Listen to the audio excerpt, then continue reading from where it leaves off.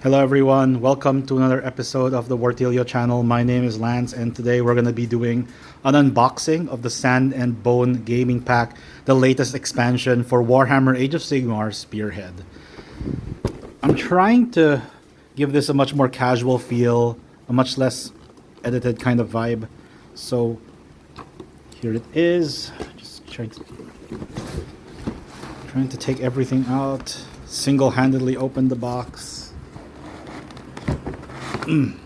Alright, so the first thing that we see are the 6 pieces of terrain. As you can see that they're pretty large chunks, meaning it's going to be pretty easy to assemble. Lots of spiky bits though. I'm not so crazy about these tiny spikes. This feels relatively old-fashioned and they break off. Well, in the past they break off, but to my understanding GW has kind of remade a lot of their kits, like the Death Rattle skeletons, to be harder to break, so hopefully these are a bit more resilient. And next, what's this? Okay, so this is one of those sealed products, so let's see what's in here. I know there's a board in here, I'm just not sure what this one is. It is a... Okay. What is the Spearhead book? So this is not going to be like Fire and Jade, and I don't know if it's going to have all the entries. Okay, so Spearhead, it's got the getting started, so it has the rules. It's got all of the basic rules for the game. And okay, so the 2 new realms that we get to go to, well, sorry, not realms, the 2 new battlefields are Ossia and Dolorum. These are 2 realms within the realm of Shaiish, the realm of death in Age of Sigmar. Ossia is probably where the Ossiarch Bone Reapers are from. Context clues and all that. Dolorum, I don't really know anything about that, but I'm looking forward to exploring it. We've got 5 new objective types. You've got the Necropolis, Blood, Delusion, Grief, and Night. And here are the 6 objectives. The 6 terrain features when they're fixed. So there's a Lamia bust, a small fence, a small wall, a large fence, and a Crypt of Blood. And I think that this will be pretty relevant when it comes to maybe identifying different like twists in the game. Okay, so these are some of the abilities that are in the realm. Oh, so the terrain features actually have abilities. So the Crypt of Blood has the Unholy Draught ability. In the combat phase, you can pick a friendly unit within 6 inches of a Crypt of Blood to be the target. Roll a die. Add 1 to the roll if you are the underdog. On a 4+, add 1 to the hit rolls for the target's combat attacks for the rest of the turn. Otherwise, you inflict D3 mortal damage. That's crazy. So if you roll like a 3 or below, then you take damage. Second, if you're next to the the bust of New Lamia, or the icon of New Lamia in this case, you roll a die for every... You add 1 if you're the underdog again. On a 4+, you add 3 to the control score of the target for the rest of the turn. Otherwise, you subtract 3 from the target's control score for the rest of the turn.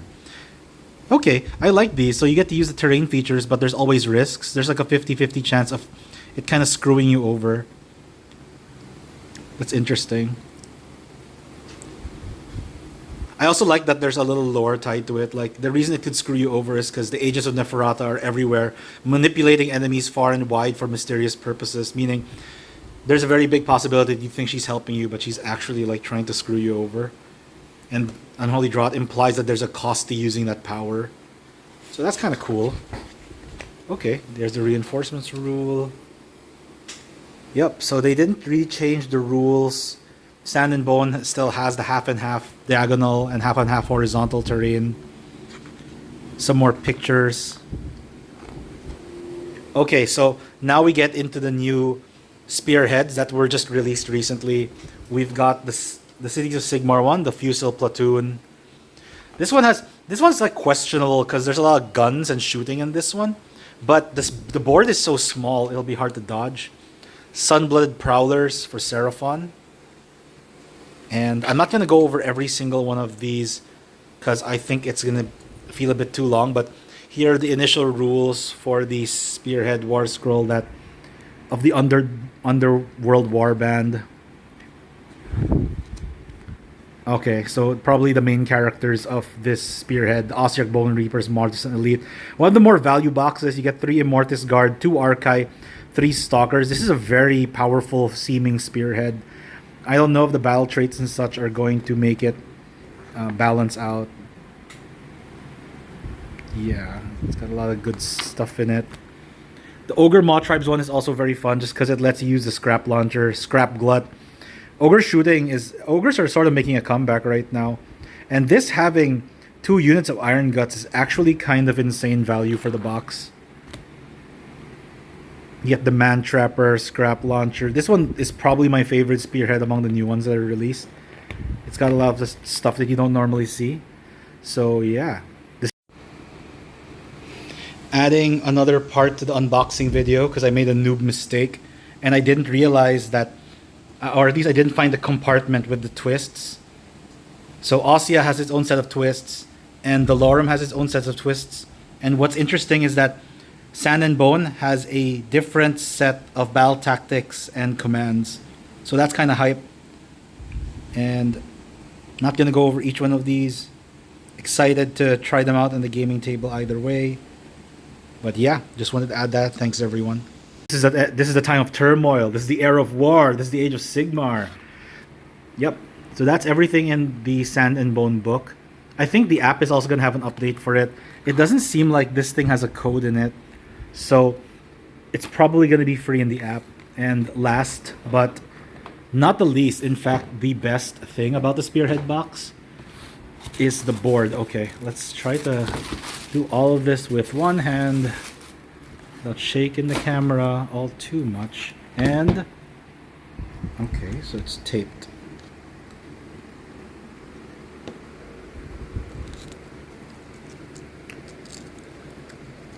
People at home may be cringing at how I open boxes, but this is how we do here. There's no time for finesse. Okay, let's rip that open.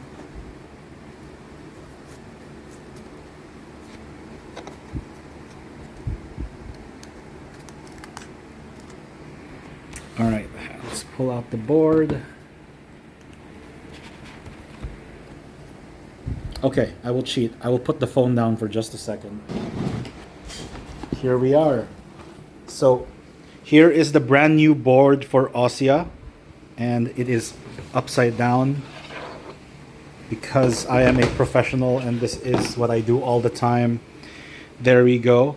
This is actually unique in that it's a 4 objective map, and it'll be very tough to get hold 1 and more. Both objectives being so close to the center seems kind of rough.